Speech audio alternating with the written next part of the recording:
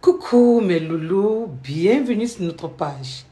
Aujourd'hui, Maman Kamchou vient vous parler des problèmes qu'elle rencontre au quotidien, des problèmes dont elle a vécu, la séparation, le divorce avec des enfants mineurs. C'est des affaires croustillantes. Ce sont des affaires que, oh là là, quand les enfants sont encore petits et que vous êtes obligé de vous séparer en fonction de votre histoire, parce que chacun a son histoire. Et toute histoire est toujours vraie. Mais tous les deux parties ont toujours tort. Ça, c'est ce qui est vrai. C'est vrai que chacun dit que non, c'est l'autre qui a eu tort. C'est même pas moi. Mais vous deux, vous avez eu tort. À l'époque, quelqu'un m'avait dit que il n'y a pas de vérité dedans. Je ne comprenais pas. Mais aujourd'hui, j'ai dit que quand c'est comme ça, c'est parce que vous deux, vous avez eu tort. Déjà, le choix du conjoint. L'enfant était là. Quand tu as choisi ton gars là, ou bien tu as choisi ta femme là, hein? Tu étais comment? Tu n'avais rien compris. Donc le tort te revient toi également. Le tort n'est pas seulement pour l'autre. Ce sont de dire toujours que c'est l'autre qui a tort. Maintenant, rentrons sur le but du sujet. La séparation avec des enfants mineurs au milieu.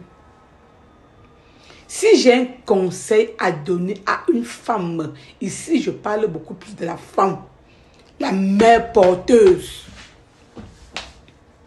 Si tu sens que tu peux encore supporter, s'il n'y a pas de cas de crime, il n'y a pas de cas de viol, il n'y a pas de cas de « on n'a jamais vu », assois-toi et garde tes enfants. C'est moi, une ancienne divorcée qui te parle. S'il n'y a pas le cas de Woya Woya Wuchi Lili, assois-toi et garde tes enfants.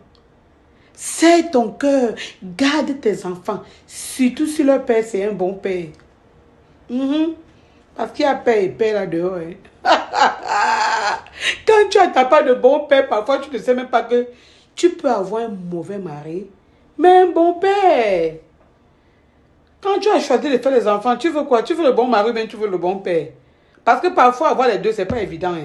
Soit tu as un bon mari et tu as un mauvais père, soit tu as un mauvais père et tu as un bon mari, soit tu as un mauvais père et un mauvais mari, soit tu as un bon père et un bon mari. C'est chacun sa chance. Aujourd'hui, je veux beaucoup plus parler des femmes qui ont un mauvais mari, mais un bon père pour ses enfants. Ma chérie, bouge tes oreilles, ferme tes yeux, zip ta bouche et ferme tes narines. Mets-toi une huile qui empêche les électricités du corps. Élève tes enfants dans la paix. Nos grands-parents ont fait ça, mais nous, on n'avait pas compris. On se disait qu'elles sont lâches. On se disait qu'elles sont... Non, elles avaient bien compris. Si tu as de la chance d'avoir un mauvais mari, mais un bon père, cherche la chaise, tu t'assois, tu élèves tes enfants. Ce que je te dis là, si tu n'as pas bien compris, j'ai dit que n'est-ce pas? Si tu as de la chance d'avoir un mauvais mari, mais un bon père, cherche la chaise, tu t'assois et tu élèves tes enfants dans la norme. Tu sais que tu as perdu. Et tu sais que quand ils vont grandir, tu pourras faire ta vie. Parce qu'il n'est jamais trop tard pour faire la vie. Mais il est trop tard pour éduquer les enfants. Surtout ici en Occident. Tu t'amuses sans ndème. Et quand ça ndème, la tête est au sol, le pied en l'air. Ça ndème jusqu'à... C'est la drogue et la boisson qu'ils vont boire que tu veux voir. Ils vont fumer même pas le nez, même pas les fesses. Même pas les yeux. Même pas les oreilles. Fais attention. N'ayez pas l'opportunité que Dieu vous a aidé, que Dieu vous a donné un bon père et vous ratez ça. Quand je parle là, je sais très bien ce que je dis. Si tu as de l'argent, ton mari c'est un dormeur, mais c'est un bon père. Le genre qui peut s'asseoir même et réviser avec ton enfant. Maman va chercher l'argent, tu le nourris. Il t'aide à regarder l'enfant. Ou bien les enfants. Donc cherche l'argent, non. Soit aussi, mélange-le sur tes enfants, tu les élèves ensemble, pourvu qu'ils t'aident à être baby boy. Pour tes enfants. Ça, c'est le jackpot. Parce qu'il y en a que non seulement ne te gâtent pas les enfants, peuvent même encore les violer. Tu vas faire quoi? Tu es obligé de partir. Mais là, au moins, tu pars avec une raison fondée. Mais si tu as le genre qui est un bon père, écoute très bien ce que je te dis. Garde-le pour tes enfants. C'est intelligent. C'est très sage. Regardez nos parents à l'époque. Des pères étaient des polygames. Les matins ne voyaient même jamais leur mari. Quand le père vient, à peine il a dit bonjour, il a lancé 500 francs et il est parti. La mère va se débrouiller avec les 500 francs pour aller préparer le topsi bana ou bien le riz sans huile pour donner aux enfants. La mère là avait compris. Elles sont toutes aujourd'hui au Canada et aux États-Unis ici ou bien en Occident. Elles avaient compris. Tu voyais une maman assise là-bas, devant une grosse villa. Elle vend la banane. Ou bien elle vend les patates. Ou bien les avocats. Le mari sort avec la tourette, avec la patrole. La mère verse la poudre sur la poussière avant de partir. Elle fait comme ça, elle dit que bon. Quand il part, elle ferme la porte. Et elle regarde ses enfants. C'est parce qu'elle a vu que c'est quand même un bon père. Aujourd'hui, nous sommes tous lettrés. Nous sommes tous allés à l'école. Nous avons tous le choix. Et ça nous fait confondre les choses. Si tu veux faire le King Kong, tu vas perdre tes enfants. Parce que tu peux avoir les enfants, mais sans les en avoir. Parce que quand l'âge de la révolte va commencer, on ne va pas te dire. Il ne faut jamais que l'enfant dise que maman, tu avais eu tort. Ou bien que papa, c'est toi qui avais eu tort. Parce qu'il y a un âge où si l'enfant te dit que tu as eu tort, tu peux quoi boire? Je vais dire qu'elle allait t'étrangler. Donc, rassure-toi que tu n'as pas manipulé ton enfant quand il y a la séparation. L'enfant doit comprendre que tu as toujours tout fait pour le secourir, pour le couvrir, pour le sécuriser. Et tu ne peux pas l'interdire de ne pas aller voir son parent. Hein? Non, non, non, non, non, non, non, non, non, non. Sois la mère poule qui garde pour que ça grandisse avant de partir chercher les gens là-bas de l'autre côté. Ne dis jamais que votre famille là c'est des feignants. Non, non, non, non, non, non, tu n'as pas besoin de ça. Chaque enfant sent sur lui. Chaque enfant comprend sur lui. Ne peut pas interdire que Bochana, ce que tu es calé au milieu. Donc, quand tu élèves les enfants là, élève-toi seulement ma soeur. Et prie seulement Dieu que ça soit bien, que tout va bien, qu'il soit bien. Sinon, tu vas lire sur le thermomètre. Malheureusement, ici en Occident, beaucoup de personnes, femmes comme hommes, ça dépend toujours. Je ne veux pas criminaliser une seule partie ou bien un seul sexe. Beaucoup veulent garder les enfants parce que les miettes que l'État donne pour les enfants. Déjà que c'est éphémère. Quand tu as un enfant de 5 ans, tu ne sais pas que 18 ans c'est dans 13 ans. 13 ans c'est rien, ça va vite. Ça va très vite. Donc, quand tu veux garder l'enfant, ça doit être avec beaucoup de conditions. Ça ne doit pas être parce que l'argent que l'État les donne. Non, non, non, parce que ce que l'État les donne là, c'est rien pour les élever. Quand les besoins de l'enfant commencent à se faire ressentir, tu sens que l'État n'a rien donné. Et vous savez qu'à 18 ans, l'État vous lâche comme des fruits mal mûrs. Hein? Ça tombe là, sur l'arbre. L'État ne va pas savoir si tu es tombé par la tête, ou si tu es tombé par les pieds, ou même par le bras. Hein? Oui, parce que le système est tranchant. Le système a besoin comment on appelle, des manœuvres. Tu veux que ton enfant soit alors manœuvre ici dehors. Donc tu vas venir en Europe, en Occident là, être manœuvre. Et ton enfant demain soit aussi manœuvre. Ma chérie, c'est que tu as voyagé pour rien. C'est que tu es venu en gâta pour que tu es venu bosailler dans rien. Si on est ici pour bosailler, c'est parce qu'on pense que nos enfants auront l'avenir meilleur. Sinon, chacun reste au co. Tu veux venir bosailler gratuitement comme ça? Hein? Non.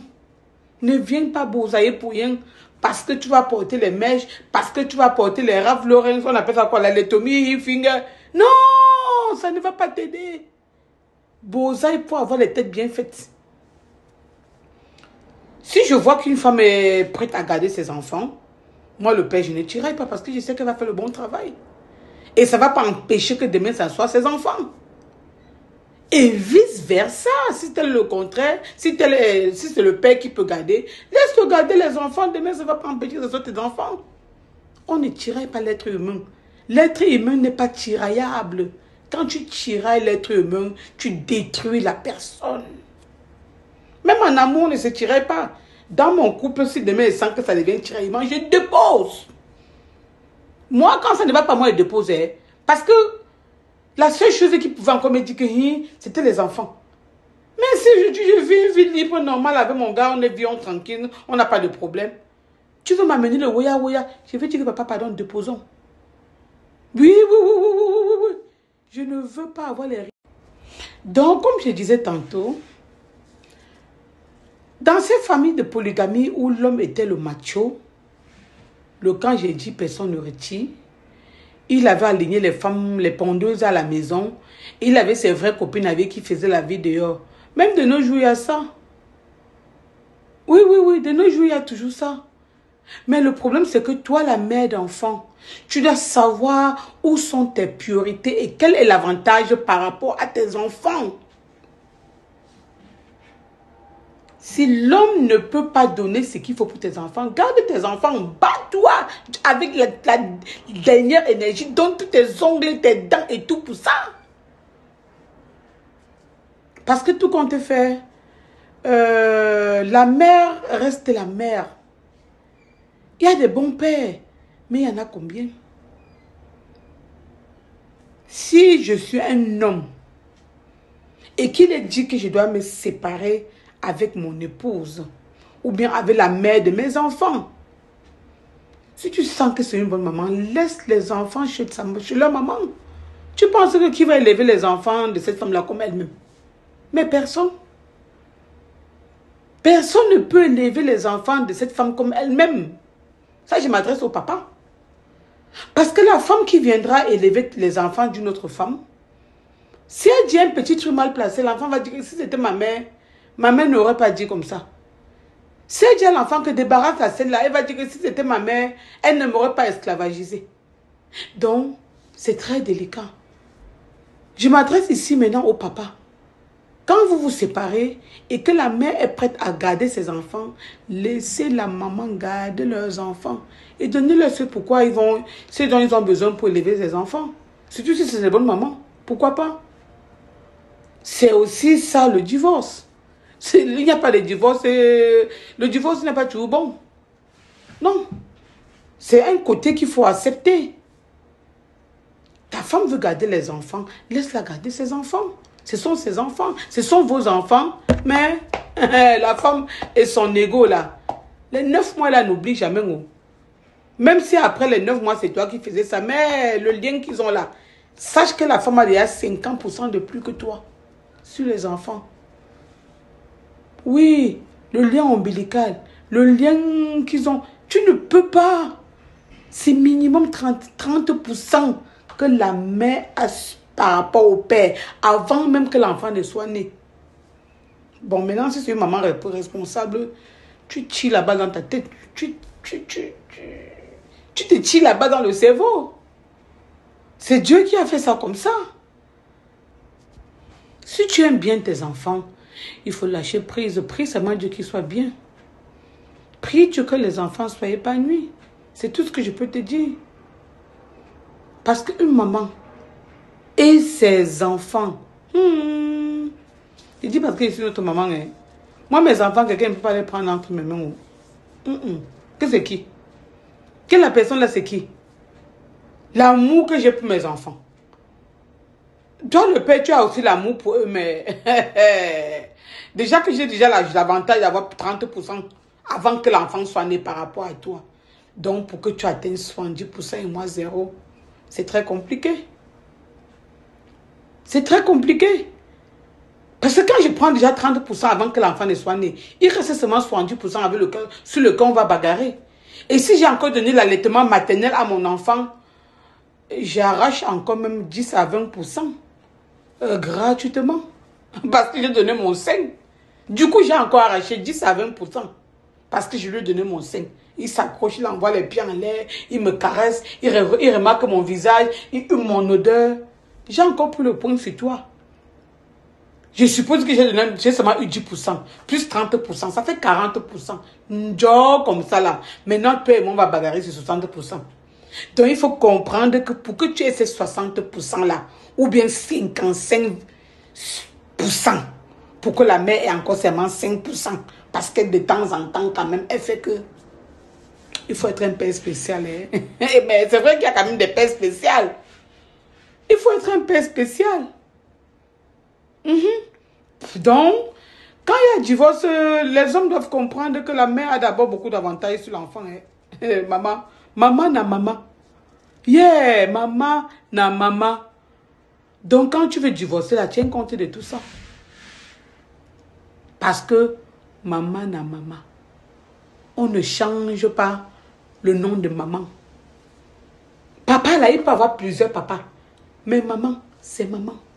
C'est vrai qu'il y a des mamans qui veulent même les enfants à l'hôpital pour être maman. Mais les 40% d'office que j'ai eu là, elle n'aura pas. Elle va avoir 60%. Les autres 10% que j'ai eu là, les 30% et les 10% là, elle n'en a pas. Ça veut dire que elle et le papa, ils vont bagarrer dans les 65%. Là, tu as encore la chance. Une femme qui a porté dans son sein. Peut-être qui a accouché à voix basse. Même si c'était pas césarienne. Même si c'était pas péridurale. Avec tout ce que ça comporte là. Tu as moins de chance. Donc, prie seulement Dieu que elle va avec les enfants.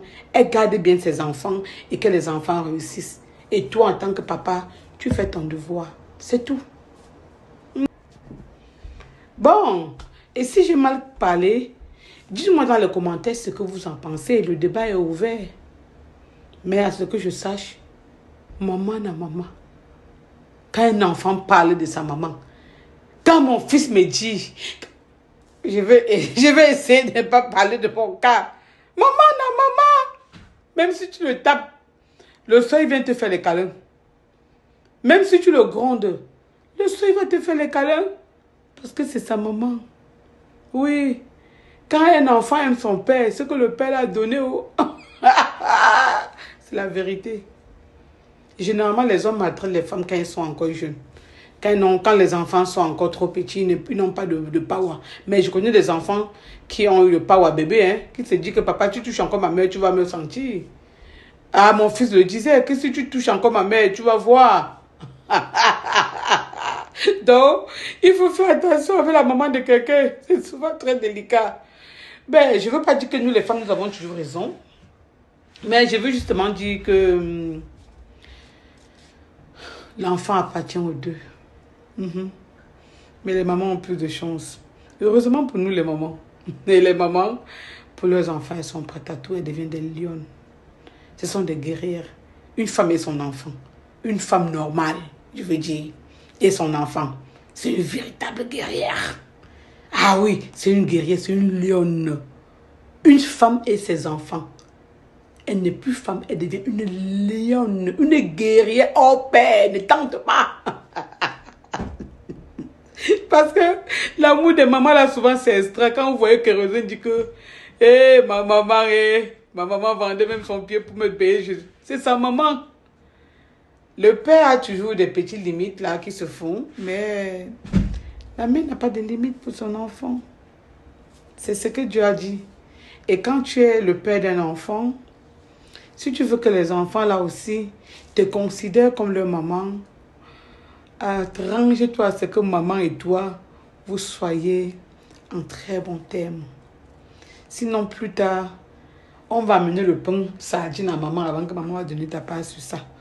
Ou bien elle va d'abord fouiller le sac avant que le reste va descendre chez le père. Maintenant, parce qu'on sait que quand ça va arriver en bas chez le père, il va maintenant partager à toutes ces femmes parce que toutes ces femmes sont égales. Donc, généralement, les enfants qui sont nés des familles polygamiques, le sac d'abord atterrit chez maman. On finit avec maman, elle garde d'abord ça bien. Et elle fait comme si des gens n'étaient dit que prends ça, juste même ça sur ça, pas donner à ton père pour qu'il ne te maudit pas. Oui, les mamans sont